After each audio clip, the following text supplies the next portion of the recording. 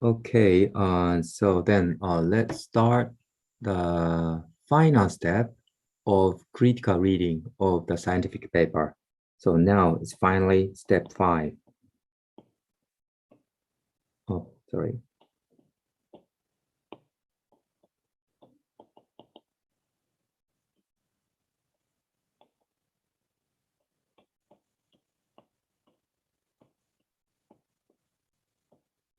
Now finally, critical reading of scientific paper. And finally, we are at step 5. And step 5 is reading paper. Step 5 is to read, or say reading.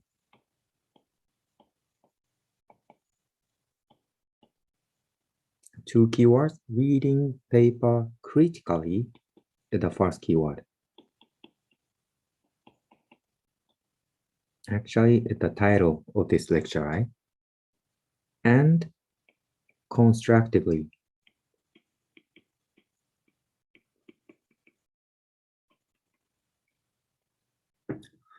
So here, the first would like to clarify the meaning of one word. It's critical.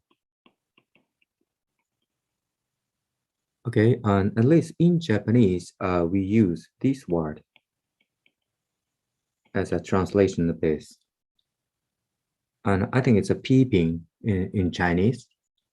But I think also in Chinese and also in Japanese, normally in a normal sense, it has something like a negative flavor, right? But in reality, it's not a negative flavor. So we actually need to, through this lecture, what you need to understand is what the critical or criticism means, okay?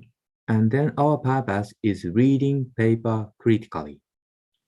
It doesn't have any negative meaning, okay?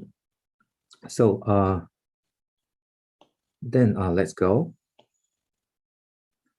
Okay, maybe critical. Let me first explain something about a critical first. Or critique is a noun, or criticism more in standard English. Criticism. I'm not sure about the spell. Let me check.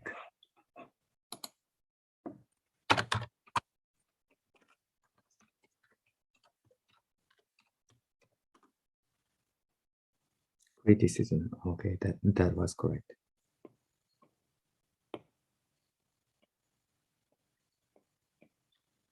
Okay, and this one is the point of this is a carefully check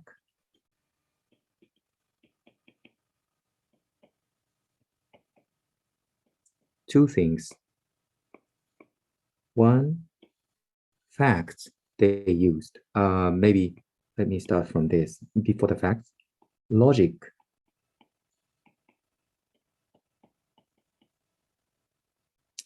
Say paper, sentence.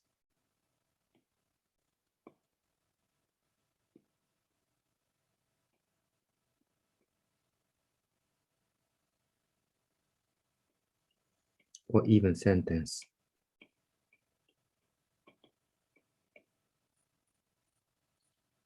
Okay, so the first keyword is logic. Checking the logic is criticism. The one important part of the criticism. And the second part is check the facts.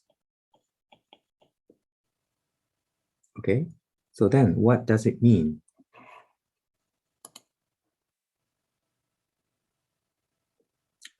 All of the claims in a scientific paper or in general treatise, not only the scientific paper, but also some formal, say, documents.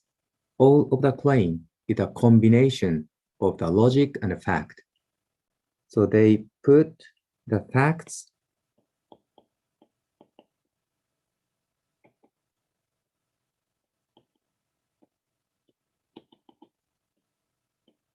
into the logic and derive the claim Okay, and sometimes this claim is used as one of the fact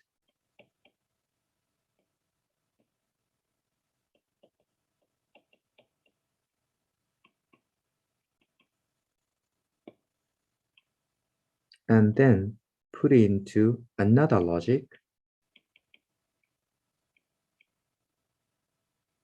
and make a new claim. Okay, that the very generalized structure of claim making. And as I've explained in step 3, the scientific paper itself was organized to make a final claim. Okay, and the facts in the example of the step 3, for example, fact 1, 2 can be the experimental result. Okay, and sometimes it refers the other ones on the study. It's a references.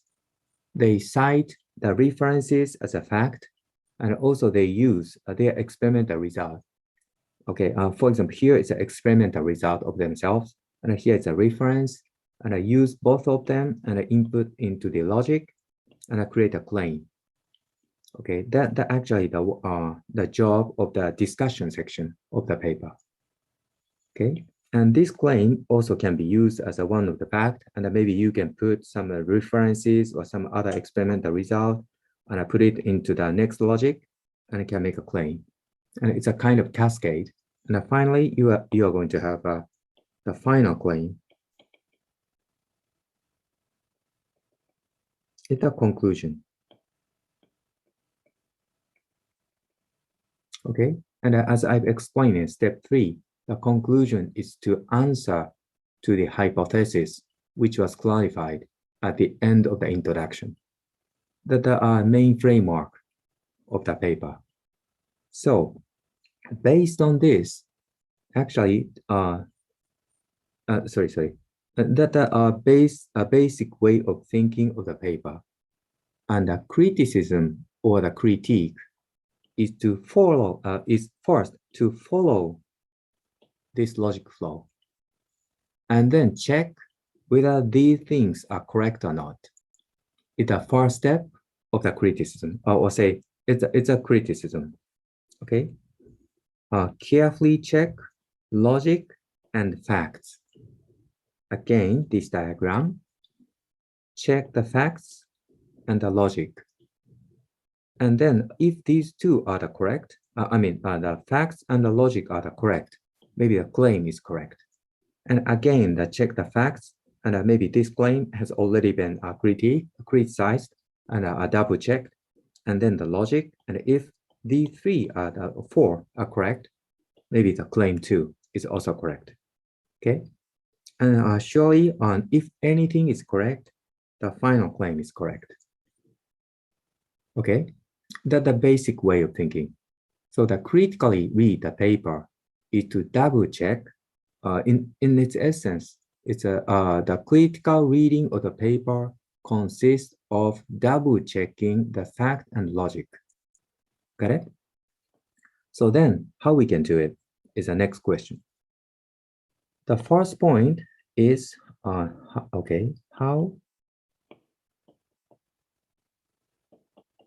to double check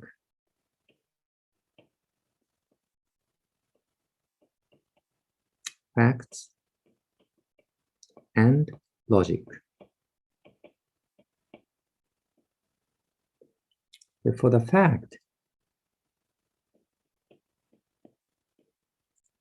carefully check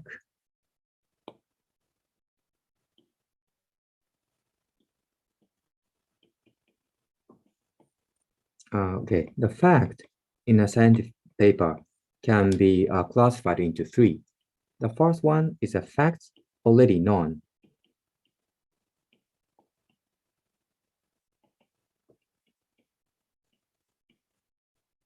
Okay, so it should be double checked by the reference. So that they properly cite the reference, correct reference. And also the reference are really relevant.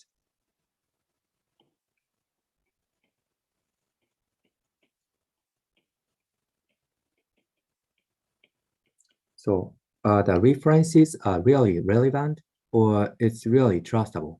And what the source? Like if the reference was just anonymous internet information, maybe you shouldn't trust it. You shouldn't reject it, but the trustability is quite low. And if the reference is something like a conference proceedings or something, it is not really peer reviewed. Maybe you can take it, but the trustability is still low. And okay, let's say the classification of the source. The most trustable one is a well-cited or well-reviewed paper.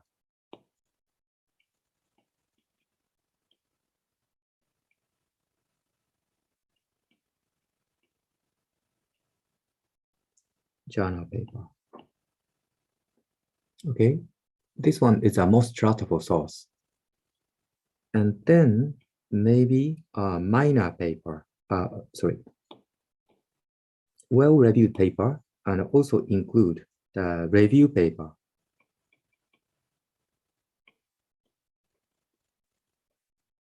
Maybe it's a little bit confusing.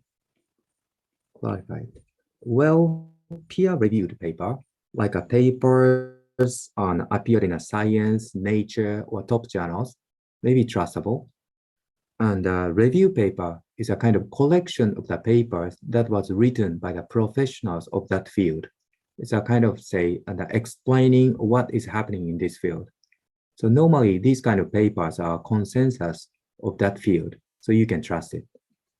And surely, also you can, let's say, trust the papers, peer-reviewed papers, general peer-reviewed papers.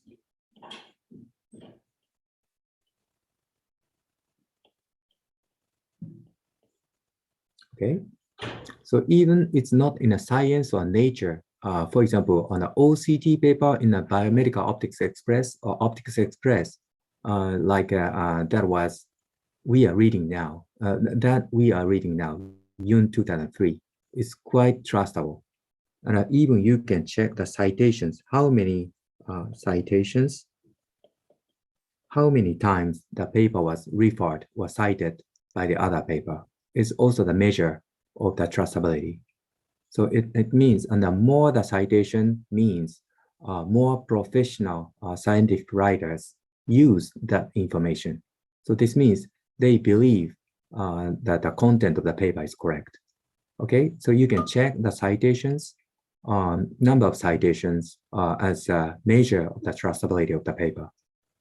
Okay, and maybe you can check it by the Google Scholar or some other, say, the paper databases. And the third one is a conference presentation and a proceedings. Maybe hold on. Let me next page. Okay.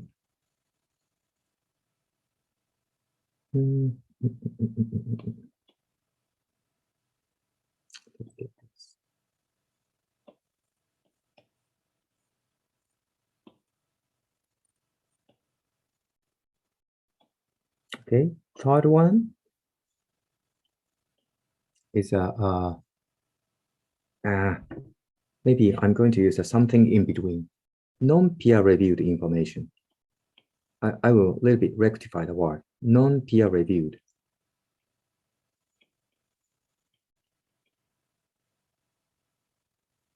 Scientific papers and presentations.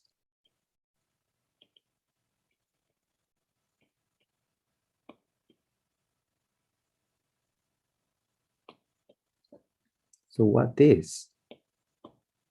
Maybe conference proceedings.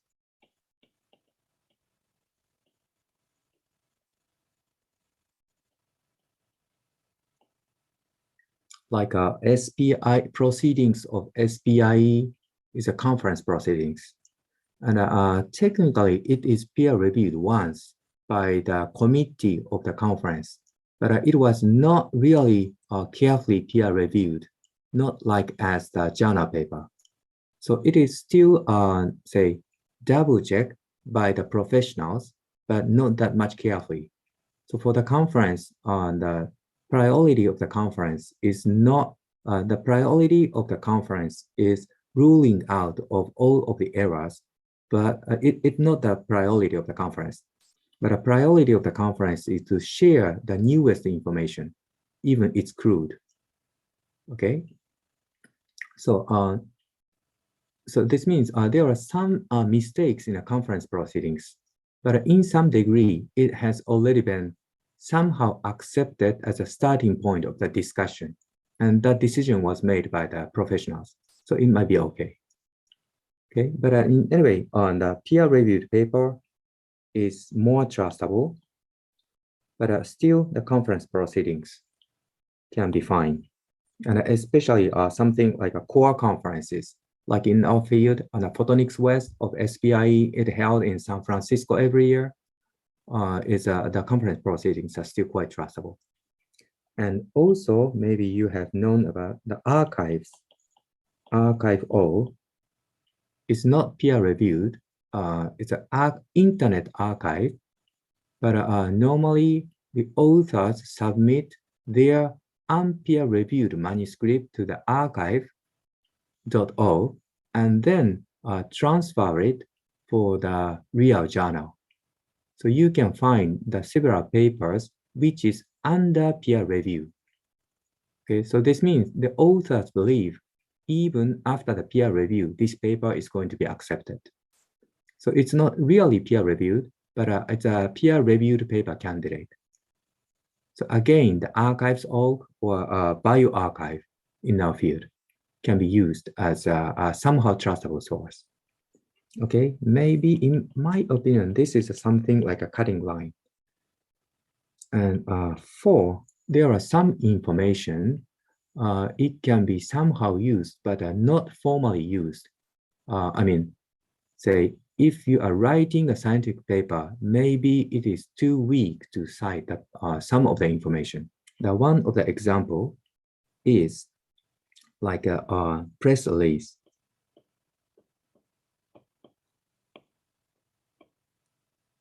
Okay. Several universities give a press release. It's something like a news.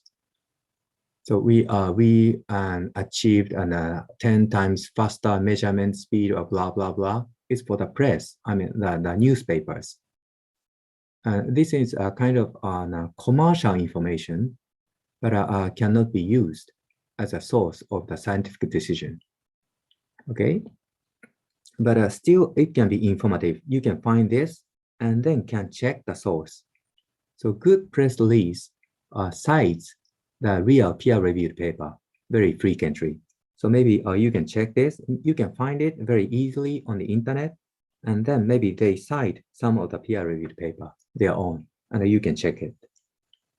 Okay, when you write a paper, you need to always check this origin of the news release. But a news release itself cannot be used as real facts. Okay, and also maybe the internet information. Anonymous internet information in the worst. Internet information. Okay, hold on. But actually the internet information is also a bit arguable. Like a Wikipedia, the accuracy of the Wikipedia is known to be actually quite high. So in reality, there are several anonymous reviewers in this field. So some of the articles in Wikipedia is quite trustable, but some others are not. So it's a little bit hard to make a decision. But for your first look, you somehow can trust the Wikipedia. But if it is a kind of critical point, it's better to check the original reference. The good Wikipedia article always cite the original articles. They are sometimes a book or peer-reviewed papers. Maybe, hold on, something in between books, 2.5 books. So books, some of the books are authorized, but some others are not. And the point of the book is it's not really peer-reviewed before the publication. But some of the books has a long history and it's already accepted as a standard. Like in our field on Joseph Goodman's textbooks, and Von Wolf, we call it Von Wolf, Principles of Optics. It is treated as a gold standard textbook. It's not peer reviewed, but in reality, several readers in the history reviewed this book, and they strongly believe it is trustable. But anyway, it's a little bit rare to cite the books in a paper. So when you read, when you critically read the papers, what you can aware are these three, 1, 2, and 3, and sometimes books.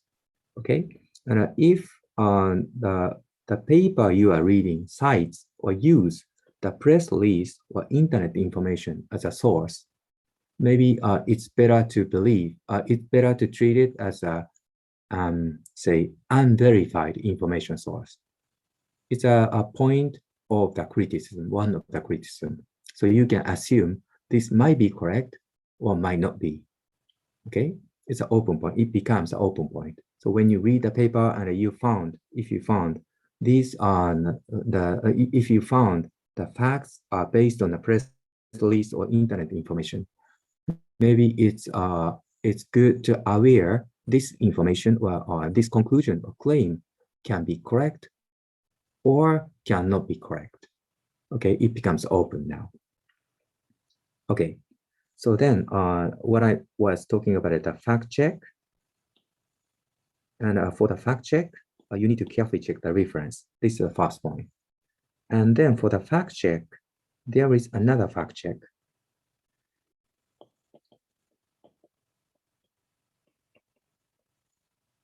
Is the result, experimental result. Okay, as I've explained, the facts in the paper flow, there are two types of the facts.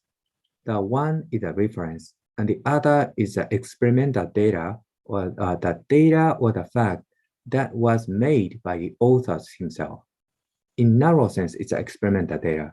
But for something like a theory paper, it can be something like a simulation result or the manipulation of the equation or something. Okay. So these results should be verified. Should be verified.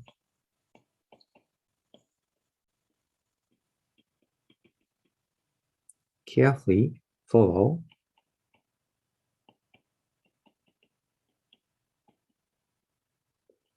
the logics and the flow of the method, principle, and experiment protocol. It can be a method.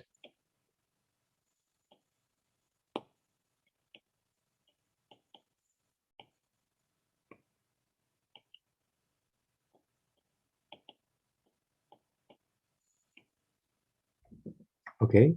And by the way, maybe you can aware that this is kind of recursive. So to carefully check these things, to carefully follow these things, again, we need a critical reading. And for each part of the careful check of this, you again need to check the logic and the facts they use within it. It's a kind of say, multi-scale verification. Okay. So in any way, I was talking about the two types of facts and how you can check it. The first one is a references, it's external information, and then you can check the source, the trustability of the source. And the second point is the experiment. It's a primary facts the author brings. Okay, and for this, you can carefully check the flow. How did they get it? The flow, how they got it. Okay, that's the second point, the fact two, how you can verify the fact two. And then the next component of the logic, of the paper, so logic. Okay, and actually how you can check the logic, this methodology have already been explained in step 4. The first trick is check the connective word.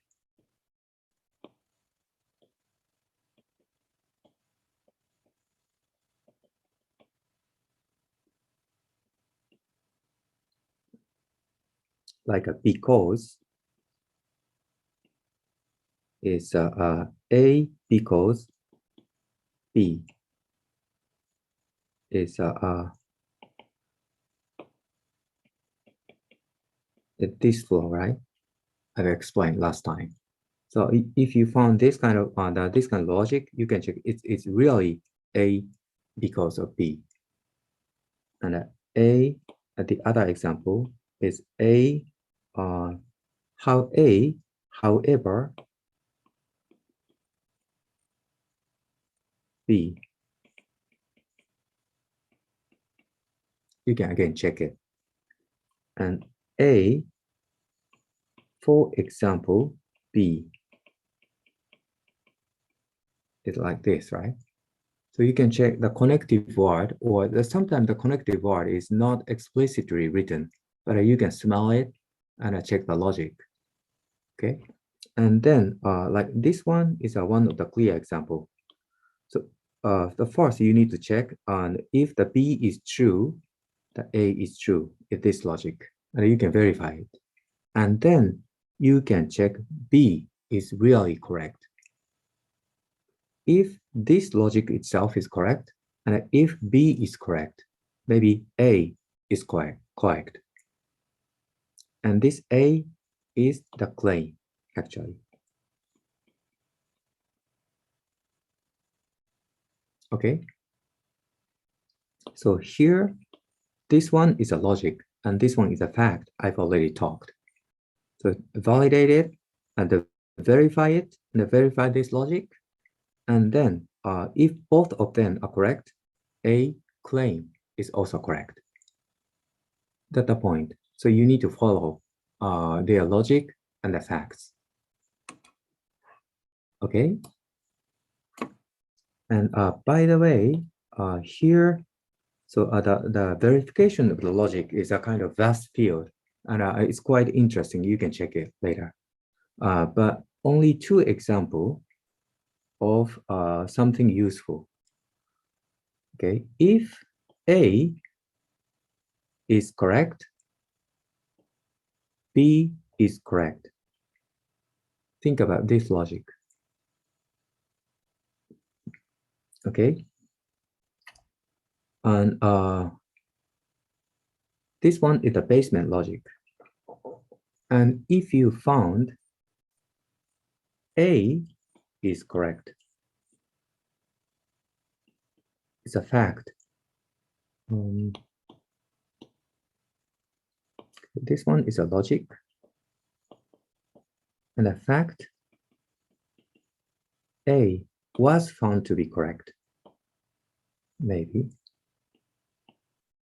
It's an experimental result.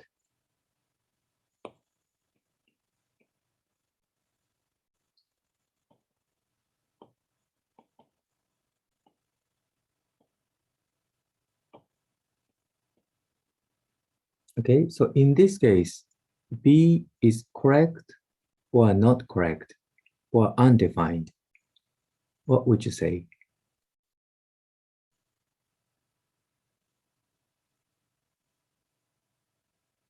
In this case, actually, B is correct. Claim, correct claim.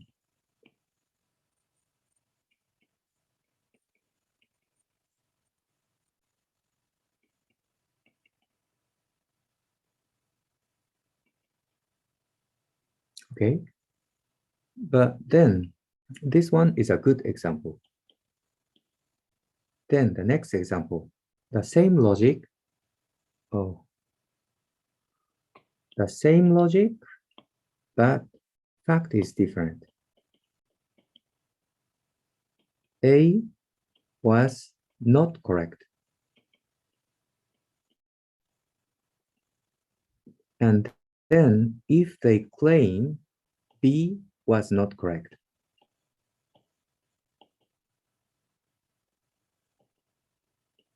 is it yes or no?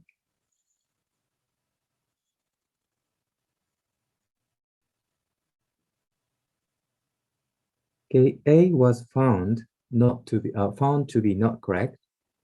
Then in this case, where B can be rejected or not.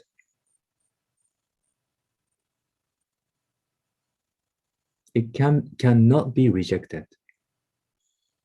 Even A was not correct, B is not necessarily incorrect. Okay, let me think about some example.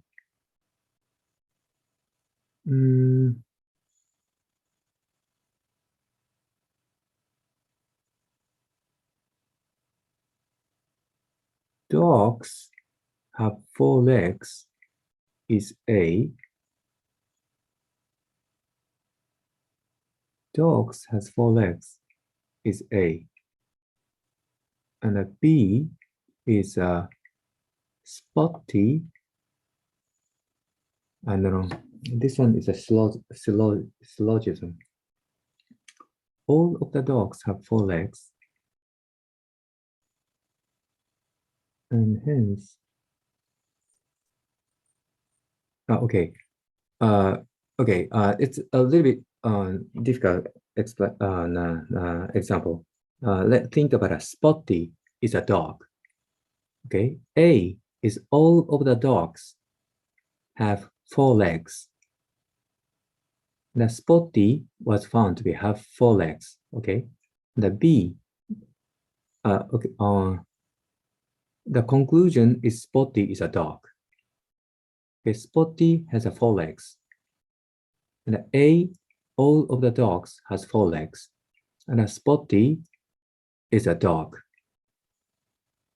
No. This one is also not okay. Sorry, forget it. I will think about a more better example later. Maybe I will talk about it the next time. Okay, a little bit confusion. Maybe it makes something a little bit difficult, more difficult. Okay, let's go to the next pattern. This one is the first pattern. A hence B. Okay, A hence B. And the next pattern is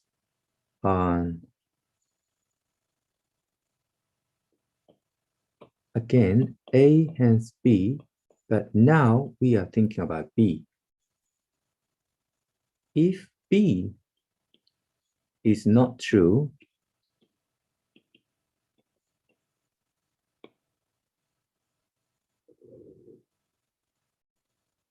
A is not true.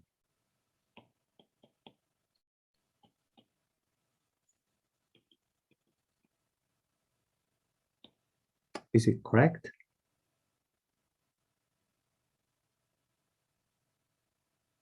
Actually, this is a correct logic. Okay, all of the dogs has 4 legs, and this guy Spotty doesn't have 4 legs. So the Spotty is not a dog. Is this types of logic. But there is another similar one. If Spotty is a dog, it might have 4 legs, okay? And then this animal, okay, if the Spotty is a dog, the Spotty should have 4 legs. Okay. By the way, can you hear me? My internet connection is a little bit unstable now. Is it okay for you? Can you hear me? Yes. I can hear you.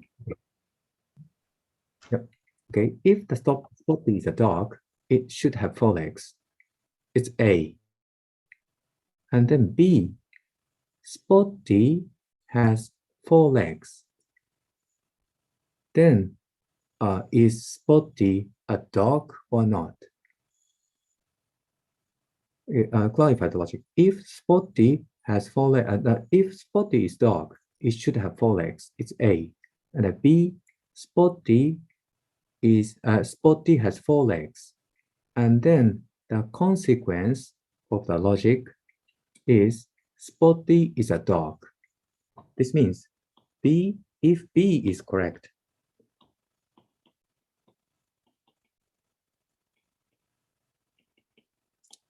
A is correct is a claim. Is this correct or not? This logic. Actually, this is incorrect. Okay, let's go back to that example.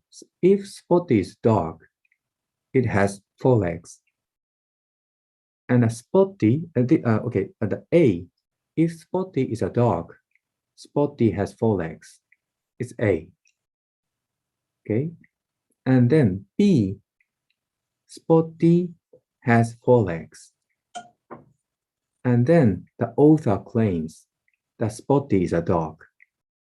Maybe this is incorrect. You can assume that Spotty is a cat. Okay, A is correct. Spotty has 4 legs. If that Spotty is a dog, Spotty has 4 legs.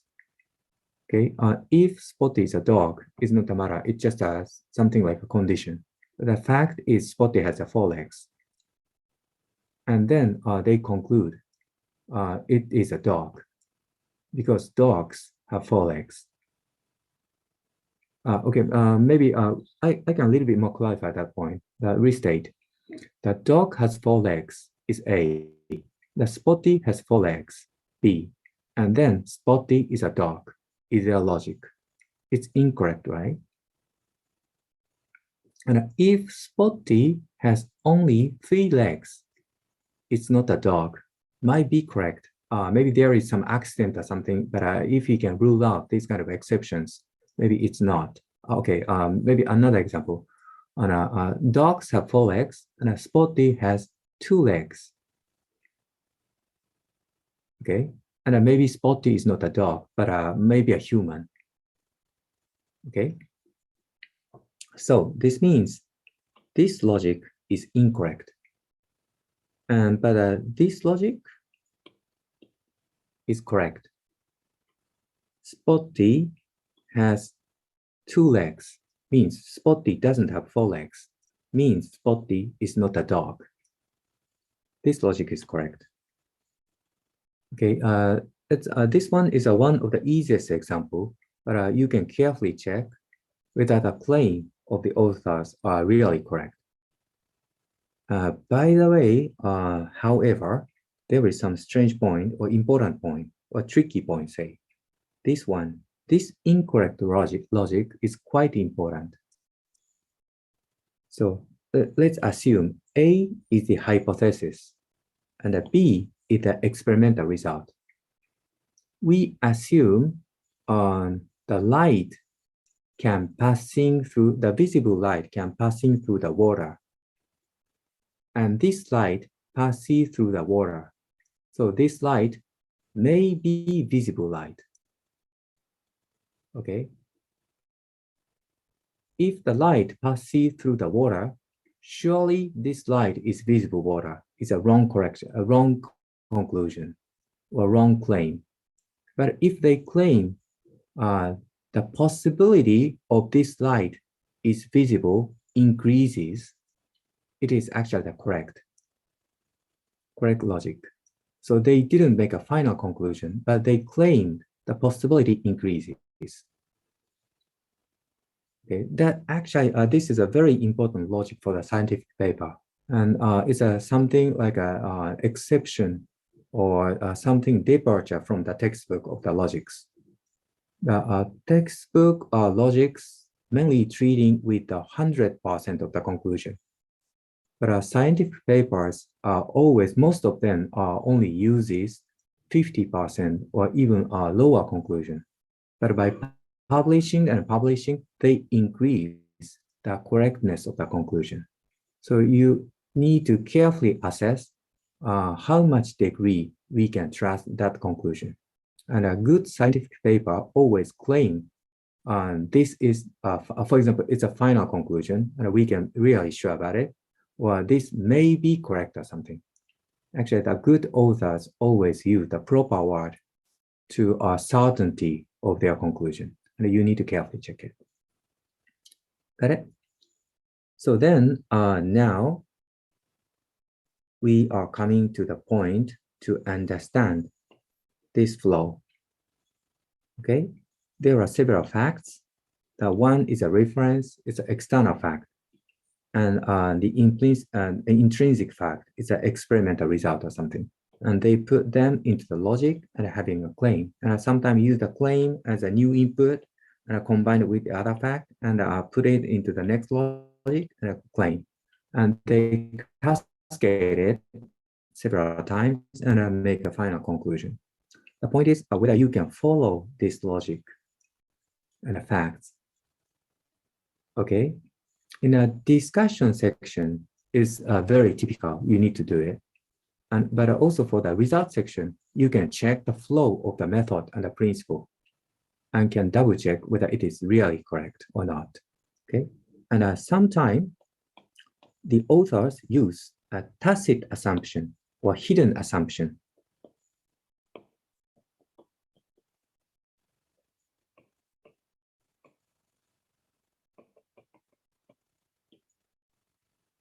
Like if they are using a Fraunhofer diffraction, Fraunhofer diffraction assumes that diffraction length or propagation length is far larger than the wavelength. Okay, it's an assumption of the Fraunhofer diffraction. And if authors use the Fraunhofer diffraction model or computation to compute the near field, it's an electric field close to the surface, much closer than the wavelength. So if one paper uses the Fraunhofer diffraction to compute the near field electric field, it is not correct. Okay, the Fraunhofer diffraction, correct. The near field theory, correct, but its combination is incorrect. To find it out, you need to aware about the assumptions which is not explicitly written, but used in a logic. So you also carefully check this kind of hidden assumption. Okay, another point. And then we are now close to the final point, the checklist. Okay, checklist.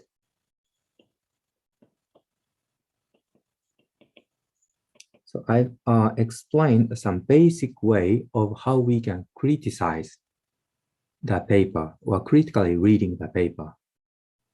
Okay, then maybe it's good to have something like a checklist. Whether hypothesis,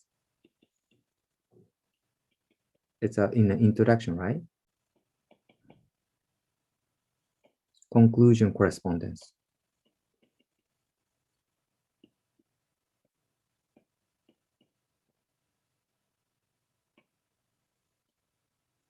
So whether the hypothesis in the introduction and the conclusion are really consistent and correspond to each other, you can double check it. Okay. And can conclusion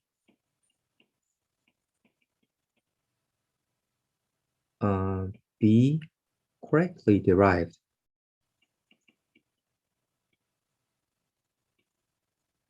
by the logic? Maybe mostly it's in the introduction and facts. It's a reference and experimental result. You can double check it. Okay. And then method is proper to obtain the result.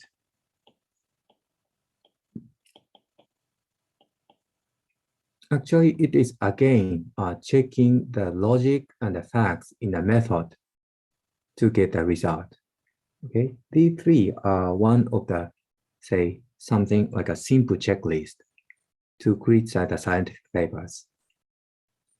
Okay, then the final slide for this is constructively read the paper.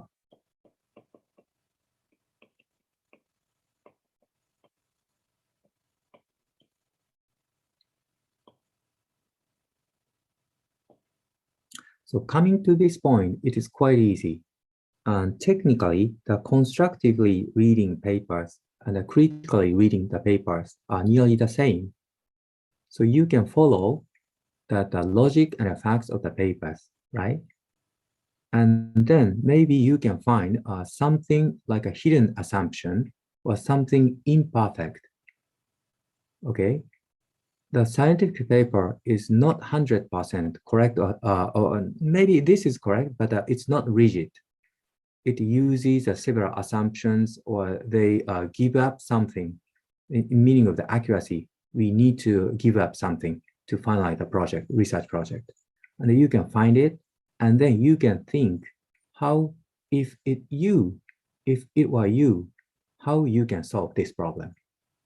Okay, by reading the paper, you can find something is not perfect, and then you can think how you can make it perfect. Find imperfection. It's a critical reading.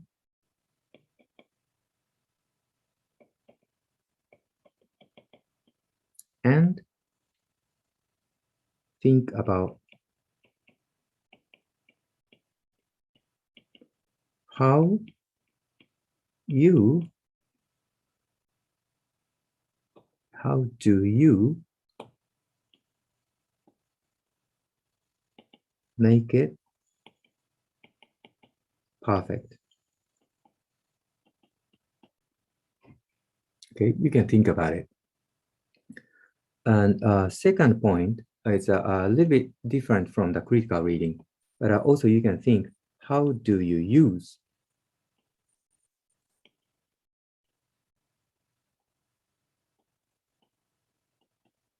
the claim or method or system or technique of the paper? Okay, it's a user's point of view. You can double check, or you can read through the paper again with the point of view of the users of this paper. Okay, I say this one, the first point is a maker's point, right? So assume you are doing this research, or you are in this research lab as a member, and then you can think about how you can improve it. It's one of the way. And the second point of view is a user's paper, a user's point of view. So if you assume you bought something, and there is a paper which describes the details of that some equipment you bought, and you can read through it, and you can imagine, okay, now we have a very, say, excellent technique. How we can use it, what we can do with this technique is a second point. It's a kind of, again, the constructive point of view. Okay, by frequently repeating these processes as reading papers, maybe your ability to make a research proposal or construct the research or even perform the research can be dramatically improved. That is my final message of these 5 steps. Okay, say acquire the skill to critically read the papers and continue reading the paper with this. Then naturally, you can have good ideas and good skills to perform the research or even make the research. Okay, that is something like a final message of you the final message of these 5 steps. Okay, let me write it down. Okay, critically read the paper.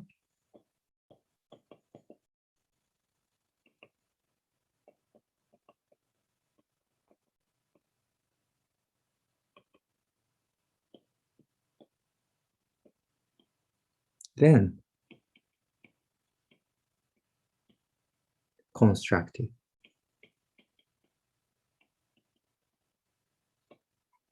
Got it? This is the final message of 5 steps. Okay, and after this final message, I just want to have a step 6, small step 6, or step 0, appendix. Okay, now you understand the theory of critically reading the paper, but the theory is one half of the practice, or the theory is the one half of the whole. Theory should always be accompanied by the practice. Okay, even if you know the perfect theory, if you don't do it, there is nothing. And actually, in my experience, the hardest part of the critical reading is not the theory, but a continuing. Okay, I myself and some of the students here in this lab we are following some rules of the practice. Okay, one, read paper 30 minutes per day at any expense, even you are really busy for something. But I use a stopwatch and I take a 30 minutes and read a paper. And sometimes you are too busy or you are too tired and you couldn't understand anything. But making the habit is important. And surely it's not needed to be the 30 minutes for every day, but a minimum 30 minutes. And if it is enjoyable to you on that day, you can read the papers 1 hour, 2 hours. So in my case, I'm taking several hours to read the papers in the weekends. But for the normal days, sometimes I can spend only 30 minutes per day if it's extremely busy. Okay, but anyway, the minimum 30 minutes per day. And for this, actually, I'm using this kind of things. Can you see it? It's a printed calendar, and I put the sticker. When I read the paper 30 minutes, I put the sticker on it. And now it's a perfect September and October. It's the example case of the perfect. So for 2 months, at least September and October, I read the paper and at least 30 minutes every day. Okay, and actually also the next month, yes. And this month still yes. Okay, maybe you can use this kind of very practical trick to take a pace. Okay. And the second point is actually you don't need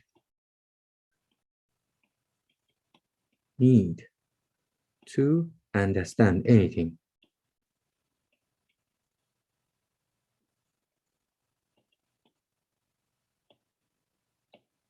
Okay, if you found something you couldn't understand, aware or say record an understanding point.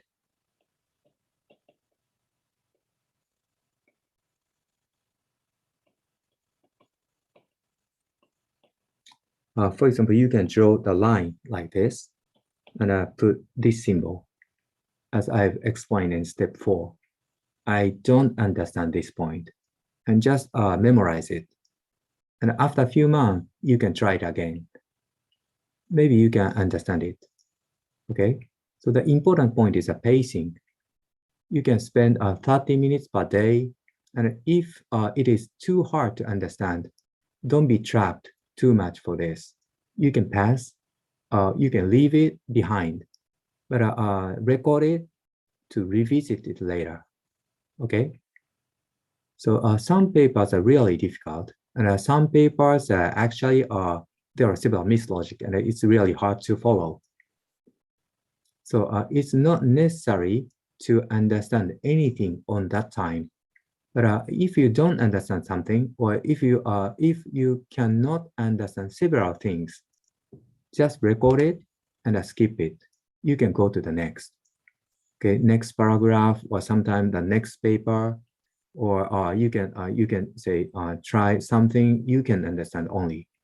But you need to aware how much degree you did understand, and need to record which part you didn't understand, and then you can try it again later.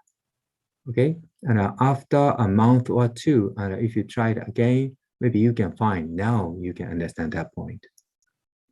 Okay, so don't be trapped so much about the point with difficulties. You can skip and try it again. it's like a life. You don't need to too much bothered by something is hard for you, but you can skip it. But you need to try it again later. Okay, that step 0 is a very, very practical message of you. And that the final message of this lecture series. Okay, it was a kind of long lecture series, but I hope it can be helpful. It dramatically improve later for your, say, scientific skills. It can have a long-term effect, positive effect to your research life. Okay? Thank you very much.